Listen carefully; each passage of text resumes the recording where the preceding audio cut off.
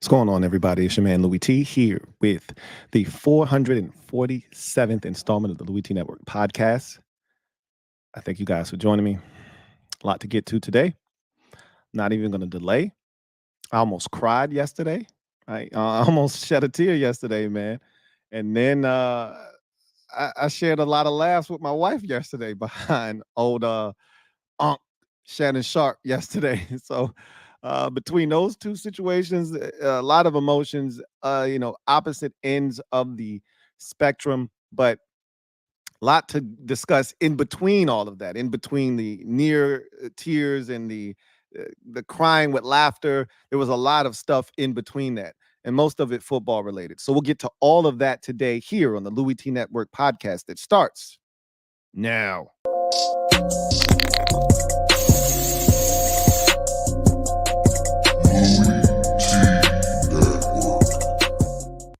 The Louie T Network is powered by MusicHead University. MusicHeads, classes in session. Turn me up. Enroll on YouTube now. Link is in the description. Who else could it be but me, your man, Louie T? Welcome to the 447th installment of the Louie T Network podcast. I, of course, am your set man, Louie T. Thank you for joining me. Lots to get to today. We're going to jump right into the proceedings this evening to give us some time to kind of chop it up social media maneuver style.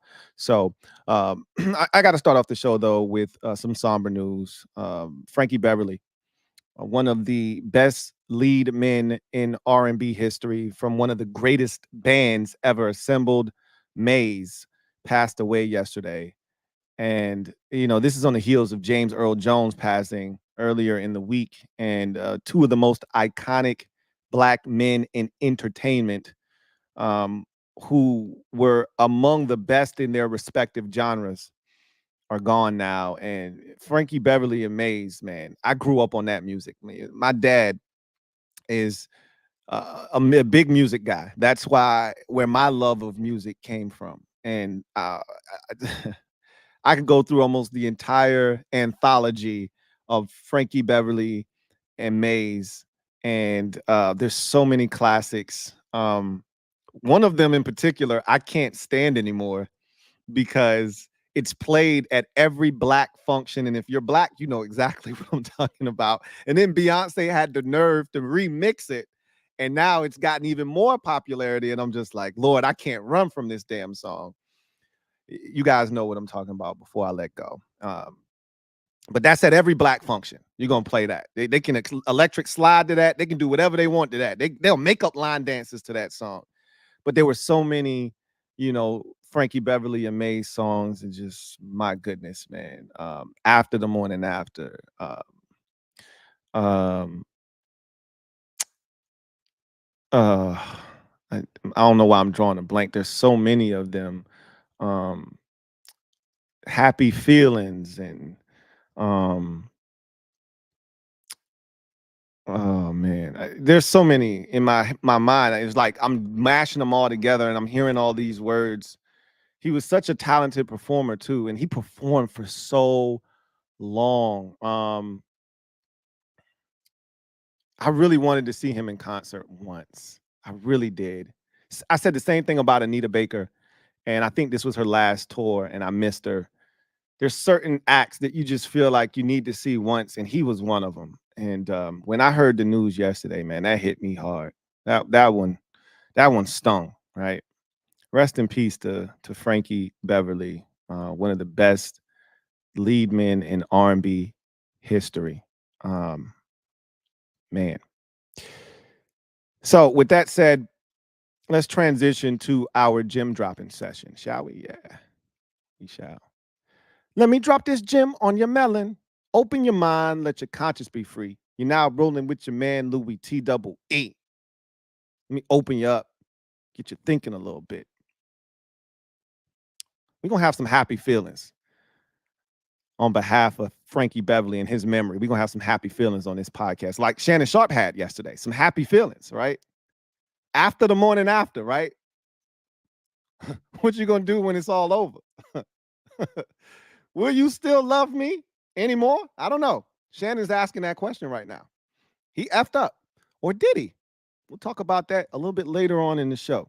I know y'all want to talk about that. We'll talk about that in a bit. But what I'm going to get to first is my power index. And this is something that I'm going to do every single Wednesday. This obviously is Thursday, but this is going to be every Wednesday, Thursday, whenever the podcast falls that particular week, that second podcast episode of the week. We're going to do the power index. And we're going to give, when I make a list, I start feeling listy. I start listing things, and my lists are always comprised of 7 items. So with that said, I'm going to give you my top 7 teams, and I'm going to start at the bottom and work my way up. I was trying to decide, did I want to start with number 1 and then work my way down to number 7? Because I think 1 is anticlimactic. I think 7 is more, interesting, harder for you to detect what 7, 6, 5 look like than, 1, 2, 3, perhaps. But I'll go in the traditional order and start at number 7. So let's start at number 7. And the Baltimore Ravens, the only team to have lost in week 1 and still end up on my list. This is more about how I felt about the Ravens leaving that game. And I think less about the other teams around the league, but maybe there is a sense of, I wasn't impressed with the wins of the rest of the league. I was more impressed with the loss of the Ravens than I was the win for other teams around the league in week 1, if that makes sense. So yeah, the Saints beat up the Carolina Panthers pretty good. It's the Carolina Panthers, right? How much stock can I put into that, right? Who else got a nice win on, the Tampa Bay Buccaneers beat up the Commanders pretty good, beat them by 17, but the Commanders are a work in progress, right? It's the Commanders. How excited can you be? How much props can you get for doing that, right? And I can go down the Chargers won. It wasn't pretty, and how good are the Raiders? Not very, I don't think, right? So it's more about the Ravens than it is the rest of the league, but it's also got something to do with the rest of the league and just that they weren't impressive either. So the Ravens went into Arrowhead and you could argue should have won the game. They made a lot of mistakes, more than the Chiefs did, and yet they still came within a toe of having a chance to go for 2 in the win. So with all those things said, the Chiefs, or the Ravens rather, check in at number 7 on my list. And yeah, I think they're going to be a good team this year. I have no reason to think, and they didn't even give it to Derrick Henry in that game. So I'd like to think that moving forward, they'll be better and they'll start to show what it is that they're capable of. You get to number 6. It's the Houston Texans, a team that came into this season with a ton of expectations. They went out, they traded for Stephon Diggs, they traded for Joe Mixon, they signed Danielle Hunter. They're going for it, right? They're going for it. And they are a team that I wasn't sure, and I'm still not, but I wasn't sure how they would handle the expectations. Similar to Detroit, I wanted to know. Like, it's one thing when people think you could be good in the case of Detroit, or in the case of Houston, nobody thought they were going to be good last year. And then, boom, out of nowhere, they're a 10-win team. They make it to the playoffs, and they win a playoff game, win their division, all that good stuff. Now everybody's checking for you. What do? Right? Well, that was a good road victory in the division against the Indianapolis Colts. Hard fought. They had to earn it. They made winning plays in that game, and they did something that we didn't really see from them last year. They turned around and they handed the ball off. They put a lot of their victories on the shoulders of their quarterback, C.J. Stroud, last year in his rookie season. There were games where he threw it 40-plus times, threw for over 400 yards, and had to will them to victories. They turned around and handed the ball to Joe Mixon 30 times in that game. That was impressive. What wasn't impressive was some of the big plays that they gave up in the game, but, shit happens. It's the NFL. Those guys get paid too, and they made some really good plays on that side of the football, did the Colts. But ultimately, the Texans did what it took to win on the road in a tough environment, and they got off to a really good start in this 2024 campaign where teams are out to get them. And they showed that they're not afraid. Bring it on. They're number 6 on my power index. Number 5. It's America's team, Jerry's boys, the Dallas Cowboys. They went on the road and dismembered the Cleveland Browns, made it look pretty easy at that. That was a 3-phase ass kicking. They scored a touchdown on special teams. They picked off Deshaun Watson twice, and offensively, they didn't do anything special. They didn't have to. They just didn't. They took what the defense and special teams and what the Browns were giving them, and they turned it into points. And ultimately, they got it done. So I thought it was an impressive victory for Dallas. The score didn't even really indicate how thorough of an ass kicking that game was. Dallas was impressive in week 1. They go home. They take on the Saints. Want to see what that looks like after the Saints' big win. We'll find out if the Saints are fraudulent or not. We'll find out if Dallas is as good as they may be, as they appeared to be in week 1. Like Cleveland, I don't think is a great team, but they're not as bad as Dallas made them look. That's because Dallas is really, good. But are they that good? We'll find out. Now they're going to play, I think, a team with a little bit more to offer in the Saints, and I want to see if the outcome is the same. They check in at number 5. Checking in at number 4, another NFC East team, this time the Philadelphia Eagles.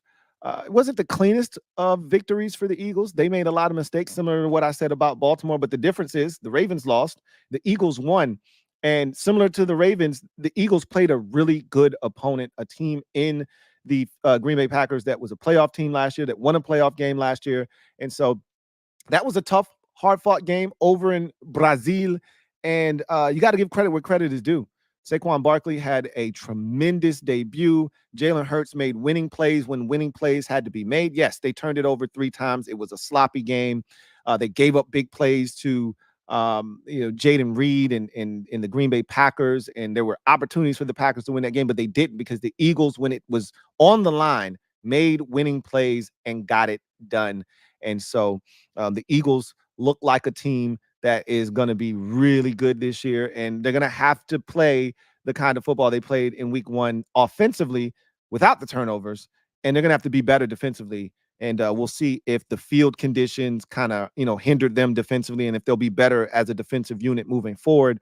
But it was a good win against a quality opponent for the Philadelphia Eagles. They check in at number 4.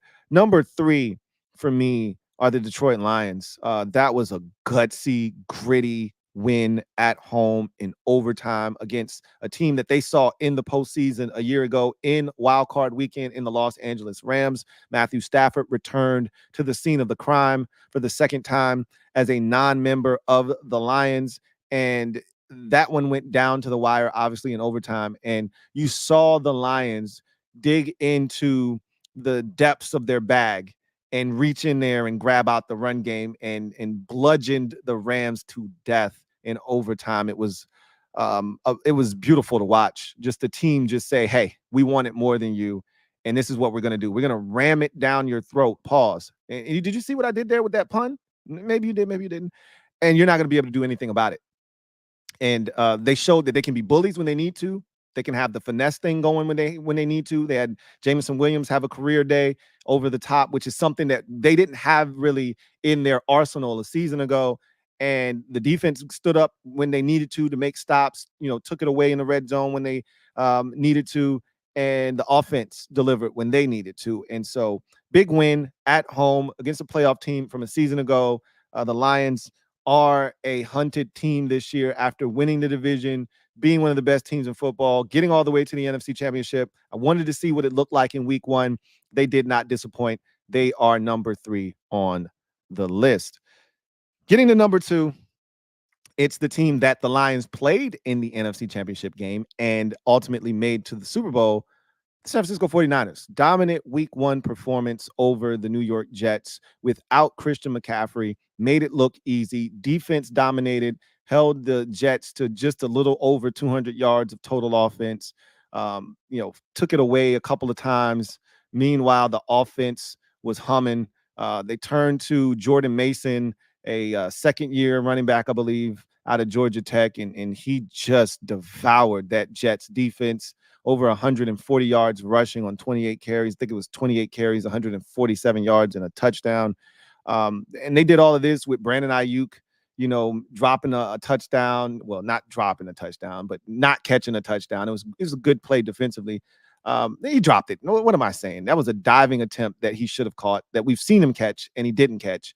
And he struggled in the game. He had some drops, and they overcame that. They kicked 6 field goals, did the 49ers, but ultimately, a couple of touchdowns, 6 field goals. They got the win, and they got it very comfortably over the New York Jets.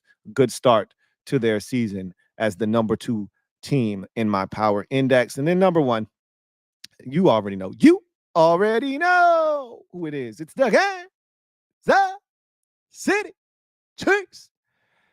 They are your reigning 2-time NFL Super Bowl defending champions, and until someone knocks them off the throne, they will remain there. They got it done. It wasn't the prettiest of performances by the Chiefs.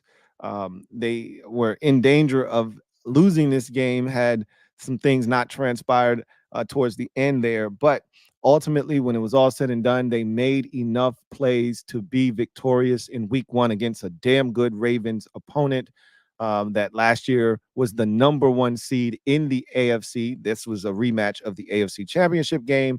The Chiefs had to go to Baltimore to M&T Bank and beat the Ravens. And so you knew it wasn't going to be easy. You knew it was going to be a tough game. It was well worth the wait. We had been waiting for competitive, meaningful football for 7 months, and those 2 teams delivered. But ultimately, when it was all said and done, the Chiefs got the win. And that's what they do better than any team in the NFL, is find a way to win. They did it again, and thus they start off my power index as the number 1 team in the National Football League. So that's going to do it for the gem dropping session. Now let's turn our attention to social media maneuvers.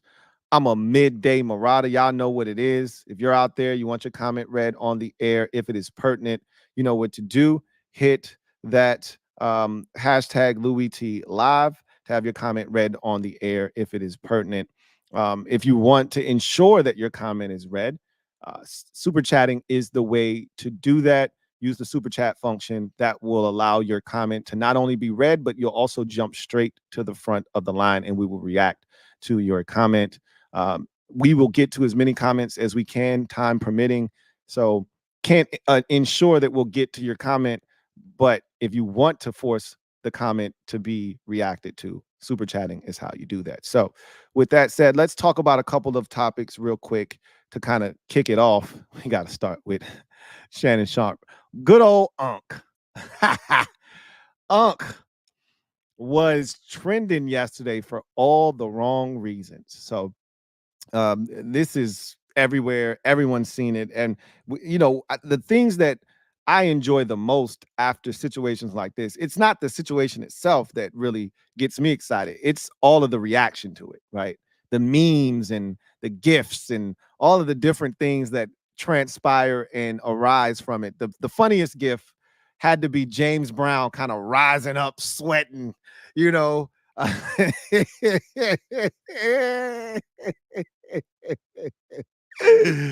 had to be the most fitting gift that I saw yesterday, and the one that absolutely made me die laughing. Look, for those of you unaware who didn't see what happened yesterday, Shannon Sharpe reportedly made a mistake. He talked about this on his nightcap show with Chad Ochocinco last night. He addressed the situation because he apparently made a mistake. I'm going to talk about that. I got a conspiracy theory right now. Made a mistake and got on IG Live.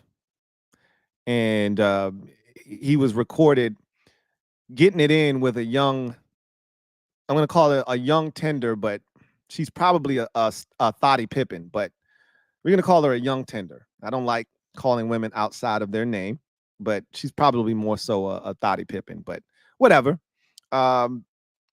It sounded really intense. I mean, he sounded like he was making some noises I had never heard before in one of those types of sessions. But hey, look, man, however you got to get it in, man. There were jokes about him sounding like a Rottweiler and all kind of stuff. So apparently he was on IG Live for like maybe a minute or so. I don't know how long it was. The video clip that I saw was roughly a minute. And yeah, Shannon was putting in some work, man. Unc was putting in some work. Pause. But at the end of the day, here's my conspiracy theory here. And then immediately after it hit social media and was just lighting it on fire, he issued a statement saying that his IG was hacked and he's going to rectify the problem, which no one believed, right? And then he came out last night on his show and said, no. There was no hacking. My guy that works for my team, I think his name is Jason or something. He put that out there. That's not true. That was me. I made a mistake. I'm ashamed. And I let a lot of people down, this, that, and the third. And so here's my theory on all of this, right? He did this on purpose. Now, I had to weigh the pros and cons of doing this on purpose because, first of all, let's break this shit down and talk about everything that transpired. In order to go live on IG, you've got to go through a series of steps. Like, you got to literally show your passport, or you've got to show your identification. Like, you literally got to show your birth certificate, social security card, and all of that to go live on IG. Like, literally, in order to get live, to be live on IG, you have to open the IG app on your phone. You then have to hit the plus button that allows you to post. You then have to slide all the way over to live, and then you have to hit the live button. Okay, that is a series of force. He said, I threw my phone on the bed and then got busy, essentially, is what he said, and then got to work. All right. Throwing your phone on the bed does not allow those 4 transactions to take place. In a series of open the app, then hit the button to go to a post, right? Then slide all the way over. It's not like it just goes straight to IG live. You have to slide over from post, story, all of that to live, and then you got to hit the live button, right? So he didn't throw it on the phone, throw the phone on the bed, and then it just went to IG live. People were questioning this man's sexuality, right? Him getting out of the truck, bow-legged, looking a little suspect, pause, right? Man purse, all kinds of shit. People were questioning Unc's sexuality. And I think he did this as a way to dispel those notions. Like, hey, bro, I'm 100% male over here. And just in case you didn't know, here's proof. That's my thought process on this. This is no accident. Now, did he take into consideration all of the backlash and the fallout from this? Maybe he didn't think that through. And that's what I wrestled with, right? Back and forth was, is the juice worth the squeezing? Is you showing that you're masculine and that you out here getting ass? Is this worth you potentially being fired from ESPN or losing your job? Look, he's making a ton of money away from ESPN, right? He's a brand onto himself. And if something were to go awry at ESPN, I'm pretty sure he could get a job elsewhere. It's just, how many more places are there? You already went to FS1. That ran its course and you left. You can't go back there, I don't think, at this point. If things go off the rails at ESPN, there's CBS Sports, but it's CBS Sports. I mean, what are we doing here, right? He's making a ton of money off. I was going to say off the field, but he's not on the field anymore. But he's making a ton of money, right? Between his podcast, Club Shay Shay, and the show, the Nightcap Show with Chad Ochocinco, Shannon Sharpe is killing the game. All right. I don't know exactly how much he's raking in off of those 2 platforms that he has, and all the different things, and the shorts that he creates off of that, and the little chop ups that he does and repost, and people watch him in small increments. He's killing the game on YouTube, right? But I'd venture to think, right, and I could be wrong here, but I'd like to think that that money pales in comparison to what he's getting paid at ESPN. Like to think that he's making a few $1,000,000, $5-6 million a year at ESPN. That's my guess. I don't know exactly what the contract looks like. You know, we never really know what these personalities are making until there's a contract dispute. Like hearing Stephen A. Smith wanting this much money and going, Stephen A. Smith is making $18 million a year. What the is going on, right? And then you realize, yo, Skip Bayless was killing it. Stephen A is killing it. And these personalities that are huge, that are massive draws for these networks are making money hand over fist. And Shannon Sharpe is one of those guys. He's not on the level of a Stephen A. Smith in terms of how much he's being paid, but he moves the needle. So you got to think that what he's making in a contract with ESPN is way more than what he's making on YouTube. So is you proving that you're a male, you're a man's man, that you out here smashing thotty Pippins? Is that worth throwing away ESPN money? I don't think so. So that's why I wrestle with, did he do it on purpose? It's just hard to go live on IG on accident. That's my biggest thing, is it's damn near impossible to go live on. Like, you remember the days when butt dialing was a thing, right? Man, it's damn near impossible to butt dial somebody now. With all the different measures that you can put in place to not allow your phone while it's in your pocket to start just going off on a tangent and doing whatever the hell it feels like doing by itself, between locking your phone, different screens, passwords, codes, all that shit, and then having to actually hit the phone button. Like, do you know how hard it is to butt dial somebody now? Like, only old people do shit like that. Your phone has to be open when you put it in your pocket, and the phone screen has to probably be open too, because the likelihood that you're going to actually, if your phone is just open on the home screen, unless you have a phone icon there and you just so happen to hit that, then you're gonna have to hit another button to call somebody. You know how hard it is to butt dial somebody nowadays, right? It's just as hard to go live on IG, probably harder, because more steps are required. And it's not just press. It's press again, slide over, press again. That's hard to do on accident. You see what I'm saying here? Either Thotty Pippen, Michelle, whatever her name is, set him up, or he set it up.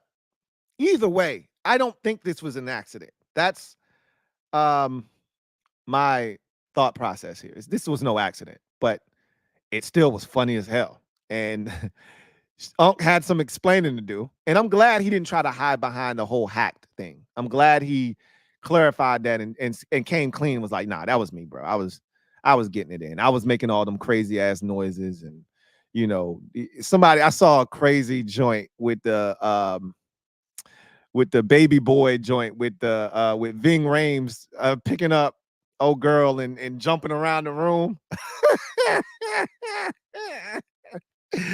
That, to me, this is when social media is at its best. When shit like this happens and people sink their teeth into it, people get really creative, and some of the funniest moments on social media happen when shit like this happens. This is when I enjoy social media.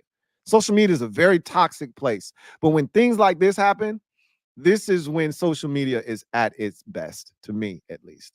So yeah, man, it was quite the day yesterday for old Unc out here in these streets. I think that was something that he intentionally did, but and a lot of people was like, yo, I know Paul Pierce is over here looking at this shit like, hey, y'all better get his ass too. Paul Pierce was replaceable. And Shannon Sharpe, not so much. It's a different, it's levels to this shit. It reminds me of when Jimmy Johnson said he cut a guy for falling asleep in a meeting, right? He cut a player, a running back. He's like a third string, fourth string running back. Cut his ass for falling asleep in a meeting. And then somebody said, well, what would you have done if it was Troy Aikman that was sleeping in a meeting? He said, I'd have went over to Troy. I would have elbowed him and said, hey, man, wake up. He said, or he just said, hey, you want a pillow? Right? Like, it's levels to this shit. Paul Pierce, I could just replace you with another, Hall of Fame basketball player that just retired a year or two ago. You're replaceable, right? It's plenty of those dudes retiring, looking for work that are bigger personalities than you. We can find somebody else to do what it is you do. Shannon Sharpe is different. He's a brand onto himself. Hard to replace those kinds of guys. I don't see ESPN doing anything here. They might slap him on the wrist, call him in the office, give him a conduct notice, write him a referral, tell him if it happens again, we're going to have to take action, Shannon. But he's too much of a needle mover to get rid of. I think he'll be fine. And I think he knew that, and he weighed that and said, hey, I need to bat these people up off me. But it is what it is, man. It was crazy. I'll just tell you that. So let's get to your comments and see what you guys got to say. Black Al B, thank you for the super chat. Greatly appreciate you. My guy, Black Al B, writes, what it do, Lou? What's going on, Black Al B, man?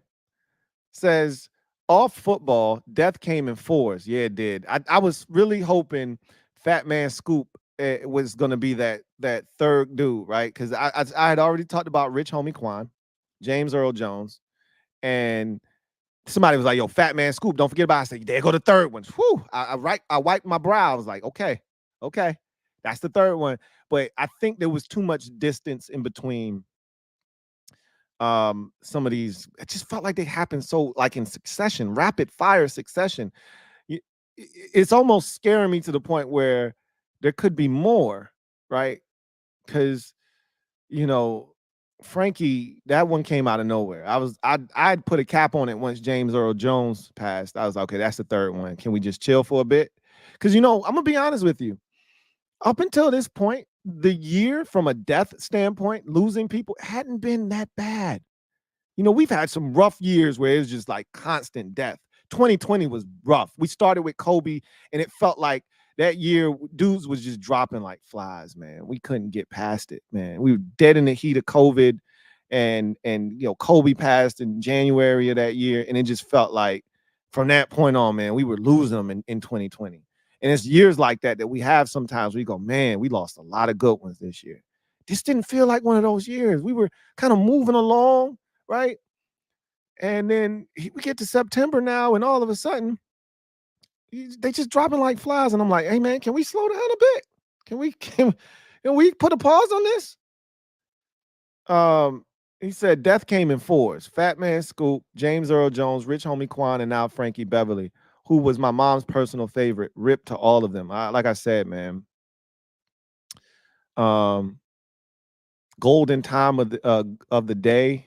I mean, I could do this all day with him, man. It was so many classics. We are one.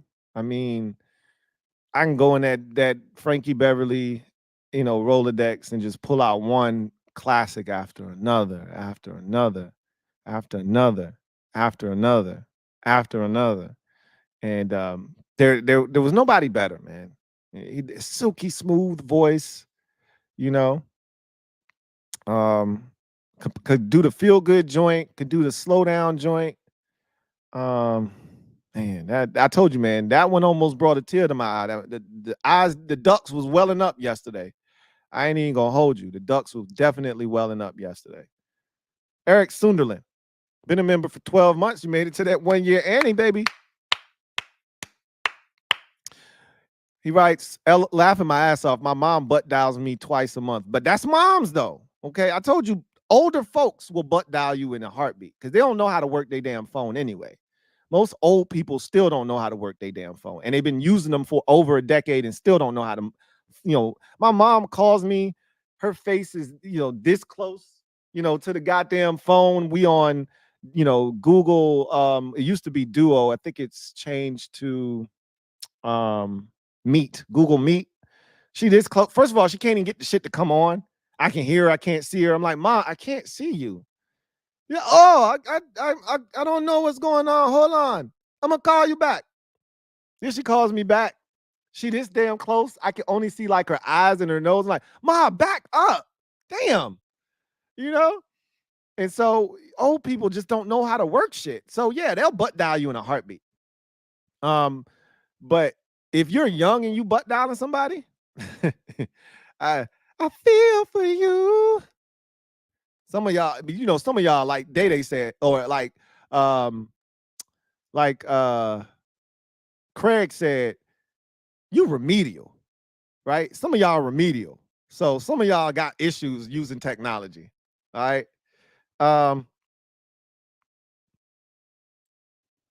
Let's see. Let's get to the comment section. We'll grab a couple comments and then we'll move on.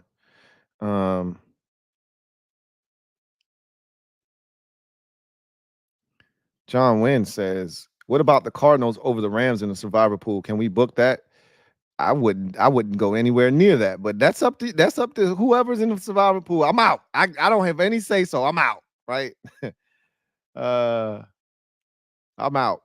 Samuel says, Ocho really said at least it was Michelle and not a Michael, LOL. And you don't think that was a real thing, right? You don't think that was a real thing? That he didn't hear those rumors. And that's why I said I think he did it on purpose, you know? And you don't think Ocho bringing that up and saying that wasn't intentionally brought up? Like, it was funny. It's funny, but that's real spill, right? Like, there's still people out there like, yo, you know, it's a lot of dudes on the DL out here in these streets. So, like, you know, that doesn't matter, but, you know, you can keep the mob away, the pitchfork and torch group away with something like this for a little while, right? GT7, thank you for the super chat. Greatly appreciate you. Thank you for being a member of the MOBB. GT7 writes, hey Lou, addition by subtraction.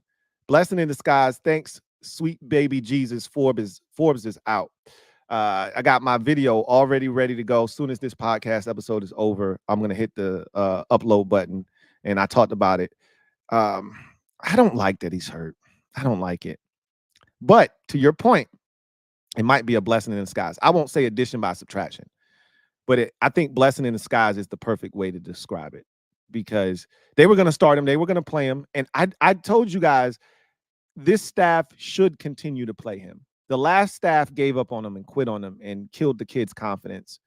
We as fans saw last year.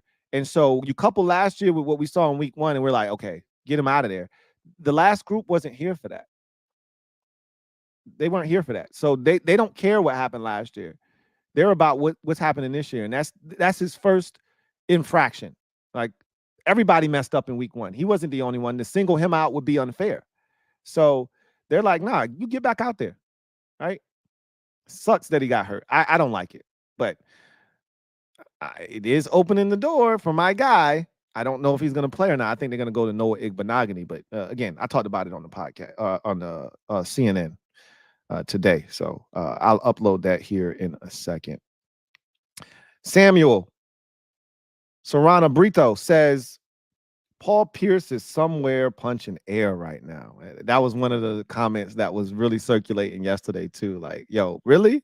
Y'all just going to let him slide? And I talked about that already, right? Let's see. Oh, talking shit. You talking shit, bitch. Let's see. Mando fan says, what's up, Louie? I haven't gotten an email of the winners and losers Google form for this week, and the game is tonight. You're not getting an email. Some of y'all don't follow directions, and I'm trying to be nice about this. Okay. So listen to me. I'm gonna explain this again. And this is why I do these videos. I'm not doing these videos for my health. I do these videos so you guys that are a part of the LTN exclusives watch them, right? And understand how the process works. So there's a link that you use, okay? This is the link. I'm going to put it in the comment section right now of the chat, all right? Copy this, paste it. It's on my X, all right? It's pinned to the top of my X. I've said this 15 million times, okay? So this is how it works. You go to, this is all you need all season. Every week, the picks are going to be here every week. You don't need a new link. This is all you need right here. Okay. So I'm going to type this in one time, and one time, that's all. Shout out to my guy, DMX.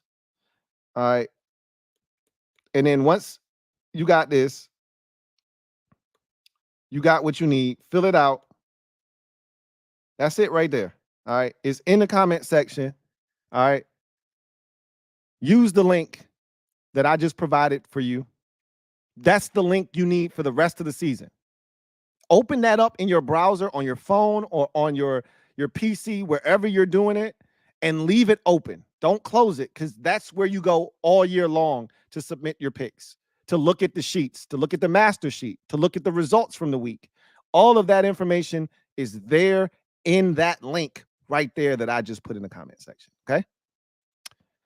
Hopefully you got that.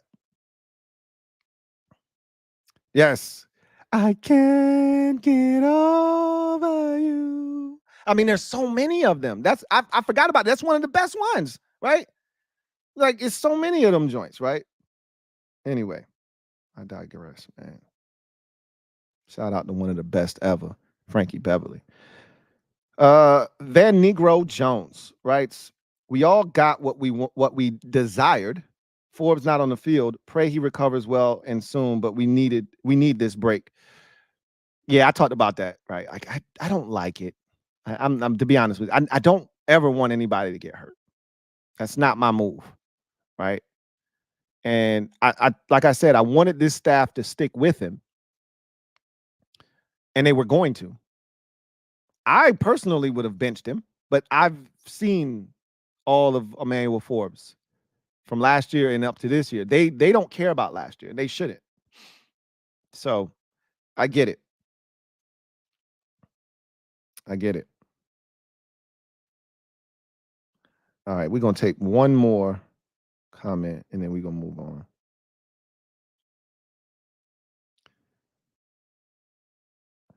Blackout B writes, maybe him and Michelle was slipping and sliding all over the phone while it was on the bed. I'm not buying that, man. It could have happened, but again, those are specific movements that are necessary. Again, it's a click. First, you got to open the app. And this is a man that says, I've never gone live on IG before, right? That was his defense. So if you've never gone, then the app shouldn't be readily available and open, right? You got to click on the IG app on your phone. Okay. First of all, your phone has to be unlocked. Let's start there, because Shannon Sharpe isn't walking around with an unlocked phone. This ain't 1998. This ain't 2006 where you just put your phone down and your shit ain't locked. Every grown adult person with a cellular device has that shit locked in some way, shape, or form. Only old people don't lock their phones a lot of times, which is why they can butt dial and do shit like that, right? Because they can't remember the code if they use a code, or like, so they don't really. But if you are of a certain age, you're locking your phone. Like Shannon Sharpe is locking his phone. There's too much information in that phone to not have it locked. So you're telling me that you got home. Like, this ain't a movie where you can't wait to take your clothes off so fast, like y'all kissing and y'all already getting it in before you even get to the, like, who has sex like that? Nobody. People don't have sex like that. Not normally. Maybe once, or you don't really, like, that's movie shit. All right? Like, so ain't no, oh man, I threw my phone on the bed and IG Live just popped up. Like, that shit don't even make sense. Phone is locked first and foremost, right? So phone had to be unlocked and open. IG Live has to be hit, right? I don't care how much rolling around you doing on the bed. Something like, unless they was doing some freaky shit where he was trying to record it or something, and so his phone was open because of that, then, all right. But again, I'm not even buying that, bro. It's just too hard to open up IG Live. It ain't one click, is what I'm saying. It ain't 2 clicks. It's 4 clicks with some sliding action that needs to happen as well. I'm not buying that. I'm not buying it at all. But anything could have happened. You're not wrong. I'm just not buying it. Sean Moore, thank you for the super chat. Greatly appreciate you. Thank you for being a member of the MOBB, who writes, Paul was trash anyway. I don't disagree with that, because Paul's a hater, right? And that's the thing is people they can see right through a hater. Paul was a big hater because he was one of those dudes that came in the league with a chip on his shoulder. You never felt like he got the respect that he deserved. And so he was a hater. And it's one thing to speak your mind. It's another thing to just be a hater for no reason. And Paul Pierce was a big hater. Still is to this day. Big hater. Right? So it was easy to get rid of him. You know, it was easy to replace him. But they're not getting rid of Shannon Sharpe. Trust me. I can tell you that right now. Shannon Sharpe is not getting fired. And I think he knew that, which is why he did what he did. But I could be wrong. Anyway, I digress. I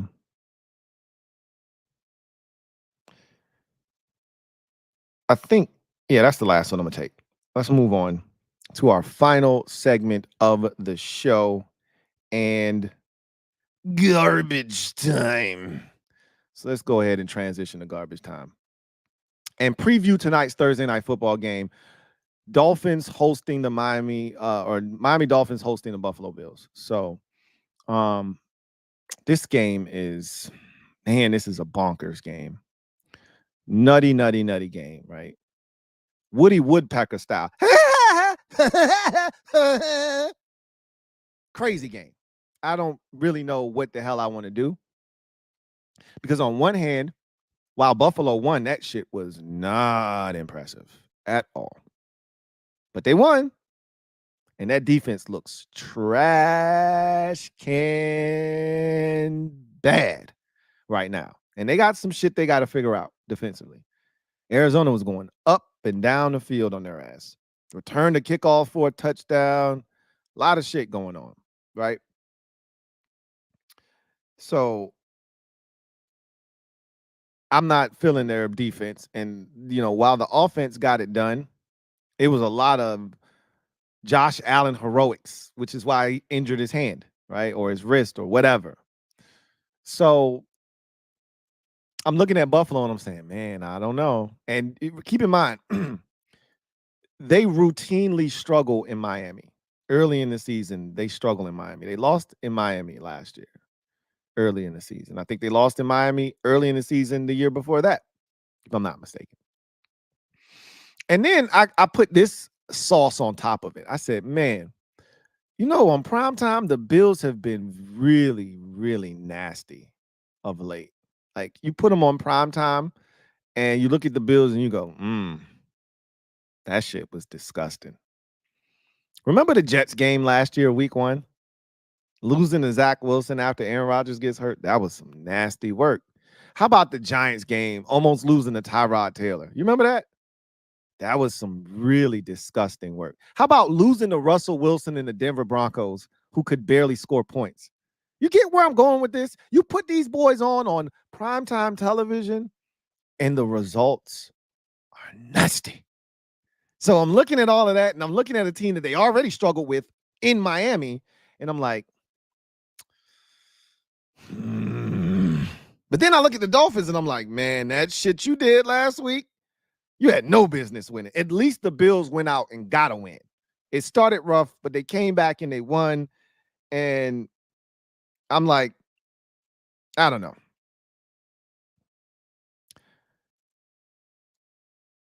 The Dolphins literally were a Travis Etienne fumble at the 1 away from getting blown out at home and being non-responsive and not showing a pulse. It would have been 24-7 at that point, and the game would have been over because the Dolphins had no offense that day. That fumble reinvigorated them. It gave them life, and they went from on life support to breathing on their own to then getting up, walking around, having to learn how to walk again, to then going through rehab and being able to start running and doing all of the things and then to living a normal life and then ultimately winning, right? Kicker tried to miss, a kicker did miss a kick, but ultimately redeemed himself, made the game winner. That wasn't a pretty performance at all. And maybe the Tyreek Hill situation before the game spooked him a bit. I don't know. It just wasn't a good performance. But it's week 1 too, right? You know, and that's the same thing I could say for the Bills. This is week 1 for everybody. They got some injuries to the Dolphins, and I'm just not a Tua guy. Tua doesn't move me. He doesn't move the needle for me. Ultimately, here's what I see happening. The Bills, and I've said this already, I'm not buying the Dolphins. I'm not buying the Dolphins. The Bills, I think, are going to be able to throw the football. And if they can throw the football, it'll allow Buffalo to run a little bit. Because Buffalo is one of those teams that I think will work. They're going to work backwards. They got to throw to set up the run, not run to set up pass. They got to throw the football, spread you out, let Josh Allen operate. And I talked about this last week, or earlier this week, one of the two. There's no alpha at receiver. We know that with them. They're going to have to spread it around until they figure out who the alpha is. And maybe it ends up being Keon Coleman, the rookie, second-round pick out of FSU. He had the most targets and catches in week 1. Maybe he ultimately emerges as the alpha, but it's a lot of guys, man. Mac Hollins and Curtis Samuel and Khalil Shakir, and the list goes on, and Marquez Valdez-Scantling, and the 2 tight ends and the running backs. So it's a lot of guys to spread the wealth around to. And I think they're going to be able to throw the football because Jacksonville was able to throw the football. And I think they're going to be able to then run because of their ability to throw it effective enough. I don't think this is going to be a high-scoring game. I don't think that this is going to be a blowout one way or the other. I think it's going to be a close game. And ultimately, I think it's going to come down to the 2 quarterbacks. And which one do you trust? And yeah, I told you, when Josh Allen puts on his He-Man cape, one of 2 things is going to happen. Either he's going to look like Superman, or he is going to look like he just had a huge helping of kryptonite, and he's going to self-destruct. He did a little of both, but it was more Superman last week than it was self-destructing. And I think it's going to be more of the same in this game. And I just don't trust Tua to get it done. I don't think he can will his team to a victory. He needs guys to make plays around him. And I don't know if they're going to make enough plays. And what pushed it over the top for me ultimately was Josh Allen is 6-0 on Thursday Night Football. At some point, he's got to lose, right? I don't think it's tonight. I've got the Bills winning this game, close game, 24-20 over the Dolphins. And instead of the Bills needing a defensive stop, because if it comes down to them needing a defensive stop late, they're not going to get it. They'll lose this game 27-24. Okay. They got to run out the clock on offense, do the Bills, to win this game. They got to get the ball back with let's call it 6 minutes and 13 seconds to go on the clock. And they're up 24-20. The Dolphins punt, and they got all 3 of their timeouts, and they're like, hey, we got to get a stop and get it back. And the Dolphins and the Bills got to go into 4-minute offense and ice the game with 3 first downs. And they're going to do that successfully. Dolphins use their timeouts, but to no avail. Get that last 3rd down, clinch the victory, and move to 2-0 on the season with a 24-20 victory. Give me the Buffalo Bills in week 2 to get it done. So that's going to do it for me, your man Louie T, here on this installment of the Louie T Network podcast. If you're a fan of the NFC East Super Friends, I will be live with Bad Dog at 7:30 p.m. tonight, going head-to-head with my guy, Bad Dizzle, as we preview the Commanders-Giants game in week number 2. We will be live over on the NFC East Super Friends channel for about 30 to 45 minutes roughly prior to Thursday Night Football. So if you're interested in that, go over to the NFC East Super Friends channel at 7:30, and me and Bad Dog will be chopping it up. But until then, I'll be back tomorrow. Thursday night leftovers, money picks of the week, all of that good stuff and more on the Louie T Network podcast tomorrow. But until then, I'm your man, Louie T, signing off. You guys have a good one. God bless. And hopefully I'll see you later on tonight, or I'll see you in a couple of hours. What? An hour, roughly. Either way, hopefully I'll see you at some point later on. Until then, take care. Have a good one.